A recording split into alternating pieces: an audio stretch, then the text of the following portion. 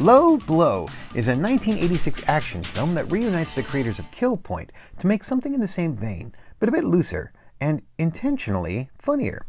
Reuniting Kill Point director Frank Harris with star Leo Fong, Low Blow also stars Akasu Abusia and Cameron Mitchell.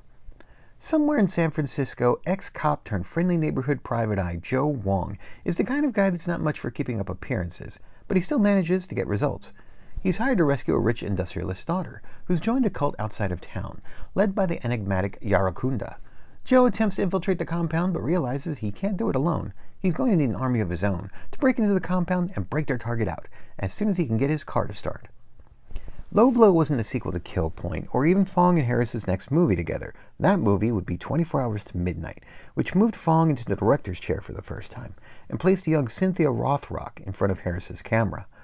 Leo Fong wrote and produced Low Blow, and brought back several cast members from Kill Point: Stack Pierce, Cameron Mitchell, Hope Holliday, Diane Stevenett. There's also Troy Donahue, playing the rich dad, and the detective from Death Machines as the disapproving police chief. Fong didn't get as many Grandmaster cameos this time around, but he did manage to get pro wrestler Woody Farmer, bodybuilder Elaine Hightower, and a young Billy Blanks as one of the compound guards. While Fong is channeling Clint Eastwood again, he's not trying to emulate Dirty Harry Callahan. This time, he's trying to be Philo Badu without the orangutan. And while Every Which Way But Loose and Any Which Way You Can haven't become as revered as Eastwood's westerns or cop flicks, they remain two of Eastwood's biggest box office hits ever. So for Low Blow, there's one or two jokes in the mix, mostly about his car. The cult that Fong's crew is trying to rescue the girl from takes its cues from a real-life religious commune that made the headlines in the 1980s. Rajneeshpuram was a religious community that set up in rural Oregon, coming into conflict with the local community, conflict that ended up scaling into some major crimes.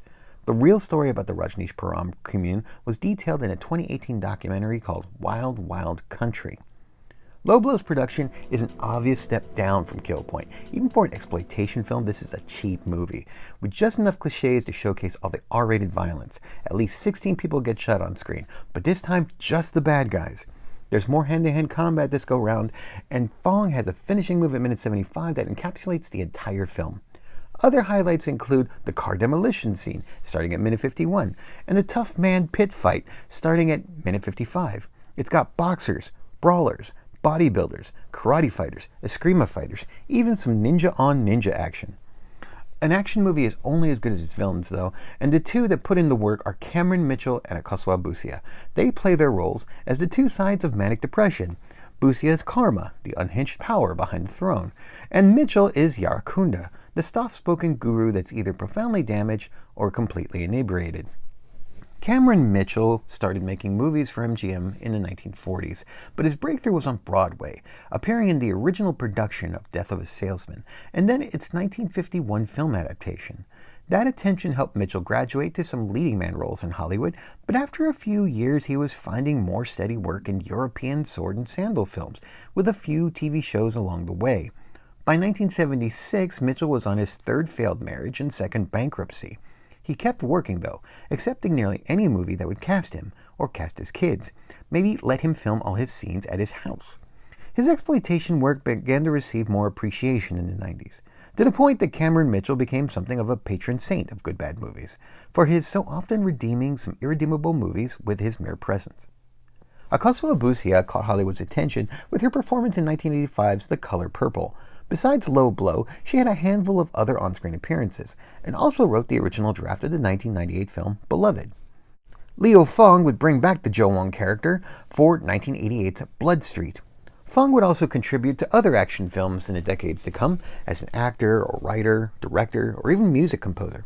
His life's focus, however, would primarily be on his martial arts school and his ministry, resulting in projects like Darren Pinion's 2005 film Transformed, an action film marketed to Christian audiences. In 2018, the 90-year-old Leo Fong starred in Len Kabaczynski's Challenge of Five Gauntlets.